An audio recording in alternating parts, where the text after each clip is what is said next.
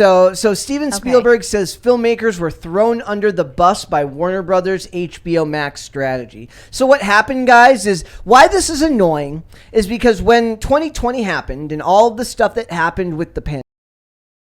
Oh, sorry. I guys, I hit the wrong button. You hit the wrong button. We're doing, haphazard today. We're doing great today. I hit the outro screen. We're doing fantastic. When 2020 happened and the studios all had to pivot and figure out what the hell they were going to do after the theaters I'm sure were they closed. immediately saw money signs in the streaming world. Yeah. And do I resent that the lockdowns forced people to go to streaming, which enriched mega corporations like Netflix, which then, after the return to normalcy had to mass fire their bloated workforce. I don't know if the mass firings at Netflix have continued. Yeah. But we did cover that somewhat. I do resent that. And the whole dynamic that happened where people were forced out of theaters and also privately owned theaters were shut down. Yeah, not allowed usually to be open. permanently shut down. So I'm going to read this quote. He says, the pandemic created an opportunity for streaming platforms to raise their subscriptions to record-breaking levels and also throw some of my best filmmaker friends under the bus as their movies were unceremoniously not given theatrical releases. This is extremely Spielberg. Tone deaf. It's so tone deaf. This is extremely tone deaf. And this is something that only comes from the mind of somebody who has a movie theater in his house. Right. Spielberg told the publication they were paid off and the films were suddenly relegated to, in this case, HBO Max, the case I'm talking about. What he's talking about is Gal Gadot and Patty Jenkins both got very, very hefty payouts to shill for Wonder Woman 1984 on HBO Max. Mm-hmm. I think they were given $10 million each to be go to HBO Max. It's great. Mm-hmm. And then Gal Gadot started singing Imagine. And all was well. And everyone's like, that's not how you fix this. Yeah. That's not how you fix this. This is so tone deaf. Filmmakers weren't the losers in this situation. The people who lost out were people who run privately owned movie theaters or franchised movie theaters that got shut down either temporarily or permanently from the conditions of the lockdown. The people who had to be locked in their homes without working, who were forced to go to these streaming services for their only entertainment and couldn't have that social experience of going to the theater anymore. It was taken away from them unwillingly. He's also comparing... Filmmakers were perfectly allowed to continue their craft. He's also comparing studios in stream. He's not realizing that studios and streaming services are the same thing now, at least in the ones he's talking about. Yeah. Meaning that when he's talking about HBO Max, he's talking about Warner Brothers, who gives you the money to make the movie. And they're the ones doing theatrical releases now. Yes. If Disney gives you the money to make your movie, they're the ones who get to decide where it comes out, unless in your contract, and now that's what happened with a lot of this stuff, is in their contracts. For instance, with Black Widow, there was stuff in Scarlett Johansson's contract that said she made more money depending on how much money the movie made at the box office. So when they released the movie both on Disney Plus and in the theaters, that cuts back on her opportunity to make that bonus or to make that end of her contract. And she sued Disney and won. Oh, and got a settlement there. So for this, it's the problem was that Christopher Nolan thought he was going to be the one who really pulled people out of the pandemic and got people back to the theaters. And that was never just one movie. You could argue that it was Top Gun Maverick that did that kind of, but that still took till 2022. And Tenet came out in 2021. I mean, there was the James Bond movie in 2021. At the very end of 2021. I think that did some of the work there. In November of 2021. Maybe Old. I knew a lot of people who saw that in 2021. I don't even know what that is. It was M. Night Shyamalan, that horror film.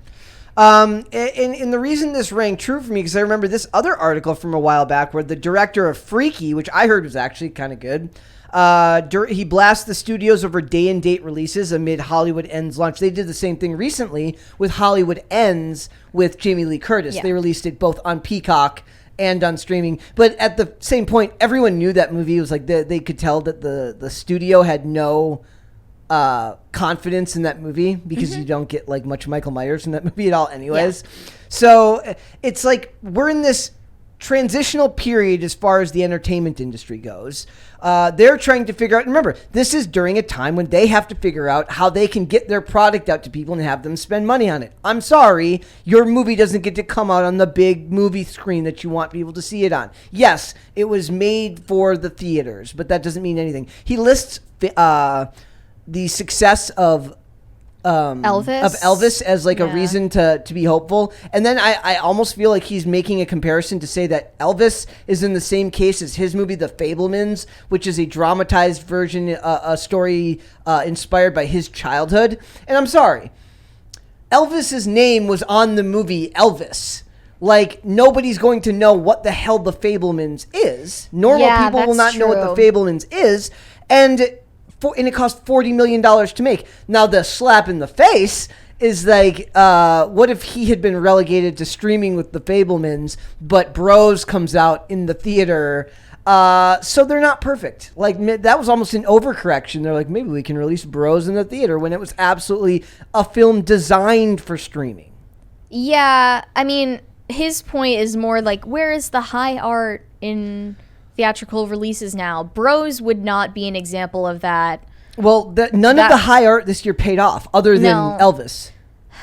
Till bombed. Armageddon Time not doing well as far as I remember. And then what was the other one? Amsterdam bombed. In Amsterdam really had a massive budget bombed. Like, maybe it's that might recover in streaming though. Maybe it's a statement on our society. Maybe it says something about our educational system. Maybe it says something about the absolute polarization of our culture in a point where you can argue all of that. Nobody wants to go to a movie to hear a message. They want to go to see a Black Panther beat up a guy. Yeah, you can argue all of that, but it doesn't say that filmmakers are oppressed. No, it does not. It just proves that there's no viability at the theaters for projects that are not big name properties, or there's less viability for projects that are not part of big name properties. Yeah, I think there's a lot of cultural commentary that there is to be had about the fact that the theatrical releases right now are kids' movies, superhero movies. Maybe he should have just made... mainly like action, that type of thing. He lists the movie The Post from 2017, which was about when they released the Pentagon Papers in 1971. Nobody wants to see that now. Nobody wants to see that now. That's okay, yes. And we can talk about the reasons for that, but it doesn't have to do with like filmmakers being uniquely put upon in society. Yeah. Like, you are some of the most privileged people in society, and his idea basically they're saying like, my art is so great that it deserves to be seen on the big screen. Now the funny thing is, I agree when Christopher Nolan says that, but that's because Christopher Nolan has proved time and time again that his movies make money, not just because it's art, but because his movies are consistently successful at the box office, Tenet notwithstanding recently. Yeah, that's fair. I don't like the framing that filmmakers were in any way the victims of the lockdown conditions, rather than the audiences. And now he is, in a way, basically blaming both the film industry and the audiences for the state it's in right now. I wonder what Steven Spielberg... He's blaming the audience and the casual moviegoer for not having the correct taste. And I don't think that's fair. I wonder what his opinion was on lockdowns. Dun, dun, dun, dun, dun. I mean, he likely stepped in line with the rest of Hollywood. That would be... I wouldn't guess anything else. And we would have heard something different if that weren't the case. Yeah, I was like you don't believe for a second that he actually was like, we shouldn't be locked down. We should No. be... Also, it's really funny. He mentions in the other part of the article, what does he say? He says something about like old adults don't want to step on sticky popcorn.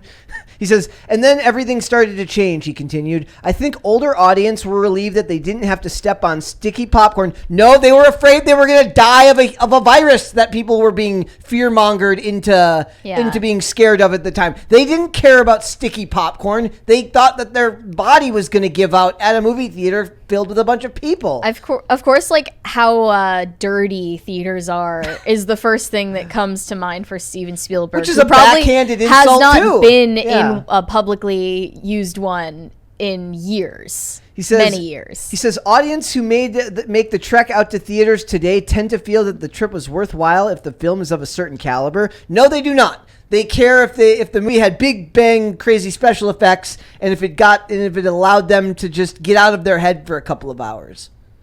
I don't think people care about movies being good anymore. Like, not in the same way. I think. Yeah, and we should talk about that. And I think that is like something that we can lament. Yeah, Julian in the chat says, to be honest, Steven Spielberg's West Side Story wasn't fair either. Like, remember he released West Side Story, which was $100 million bomb. That $100 million failure, in which he told people that the reason there weren't subtitles during the Spanish language speaking parts of the movie was because of more racism. Yeah, and Rachel Zegler was out there in the press tour for it, saying the exact same thing. Like, wow, it's 2021 and you don't speak Spanish. Learn Spanish already. Get with the times. You can't afford gas. Buy a Tesla. So I want to read a little bit of what Christopher Nolan said, because he kind of it was funny how similar they were. So he says, some of our this is from December of 2020. So he says, some of our industry's biggest filmmakers and most important movie stars went to bed the night before thinking they were working for the greatest movie studio and woke up to find out they were working for the worst streaming service. Filmmaker Christopher Nolan said, whose relationship with Warner Brothers dates back to Insomnia in 2002. And they lost him after the big bungle of the release of Tenet, because now he's working with Universal to make the Oppenheimer movie. Oh. So he's not even with he's not even with Universal, or he's not even with Warner Brothers anymore. And like I said, he did all his Batman movies with them. Does Universal have significant stake in any streaming service? I believe. Because if Universal is owned by Comcast owns stake in Hulu. Okay. Still a majority, right? Yeah. No, Disney owns the majority. 70%, I believe. So it's like they don't realize that they sound very tone deaf. It's all entangled together, and there's no going back from that. He says, Warner Brothers has had an incredible machine for getting a filmmaker's work out there, both in theaters and in the home, and they are dismantling it as we speak. No, they were dealing with a once-in-a-lifetime situation that nobody could have planned for. Now, I was critical, even before this podcast was a thing, of doing day-and-date releases for all of those movies, for their big-budget movies, because I felt that for most of them, they could wait and see how they do in streaming later down the line. That I didn't think there was anything to be gained from releasing them at the same time when you could just release them in theaters first. Say they don't do well, fine. They might have a resurgence at the studio on the streaming service later. But yeah, it's funny to watch these people who are, like you said, out of touch. Have not everybody else is over here like, I don't know where my next paycheck is gonna come from. They're like, but I didn't get to see my movie on the big screen. So it's just interesting because this will probably keep happening if they keep releasing these day and date movies, because there's going to be franchises that are going to fall uniquely in the middle, like a horror movie like Halloween, which doesn't need to be, like, for all intents and purposes, could have been a theater release. I'm sorry, I didn't realize this, but I just saw it was reported a couple of days ago that Christopher Nolan, Steven Spielberg, David Zaslav, and Peter Safran all had lunch together last week. Who did? Christopher Nolan, Steven Spielberg, David Zaslav, and Peter Safran. Well, yeah, because Zaslav made his announcement. He goes, we're going back to theater releases. So we're going back to what makes money. So now I guess Zaslav sees that Steven Spielberg is whining about how streaming has taken precedence over theatrical releases, and he has the perfect solution for him. Nolan still makes money. Spielberg does not seem to be. Well, why was he invited to the table then?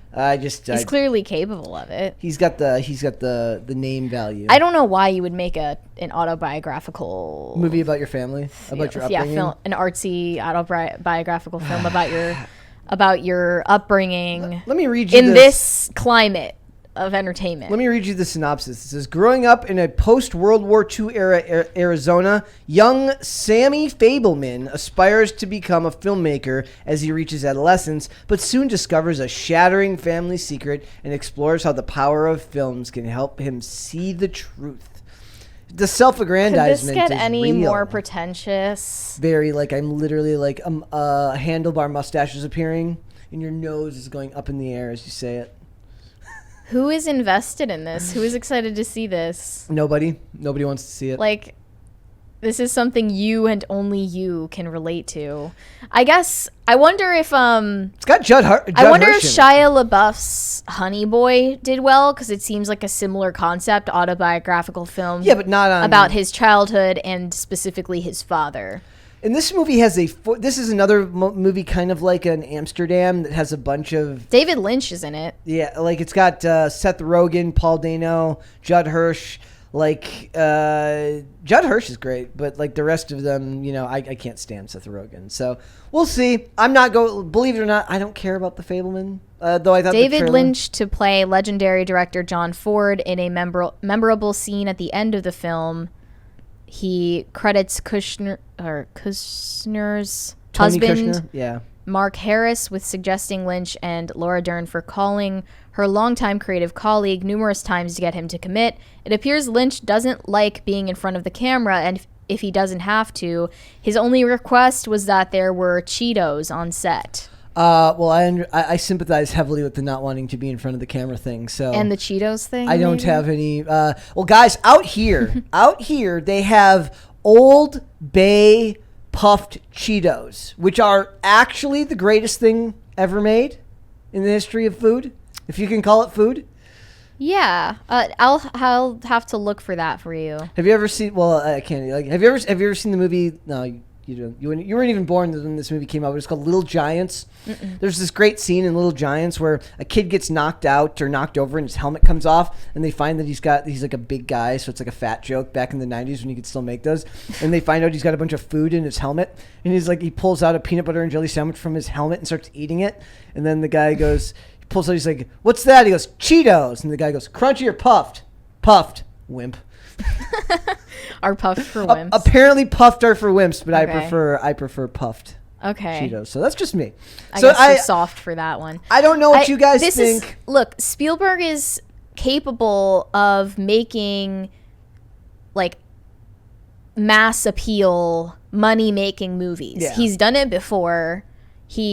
Obviously Jurassic Park. Can you believe obviously Indiana Jones? Did you see the news that apparently the Indiana Jones test screenings are going horribly for the new one, and now aren't they making a series? Now they're going to make a series because Disney, when they realized it would be imagine how a disaster. Well, I think it's they're still going to release the movie, but they realize they're doing to Indiana Jones what they did to Disney or what they did to Star Wars, which is literally destroy a property so thoroughly that you can only release shows now and not movies. Yeah. Because you've damaged the brand recognition so much that nobody cares. Right. But it's so cheapening. Yeah. And it's a beloved franchise. Why do you need to do that? And Harrison Ford is old. They don't need to do it. Just let it die. Doesn't Spielberg have say in that? If he detests streaming so much, why is he allowing Indiana Jones to become one of these forgettable streaming series? That's George Lucas.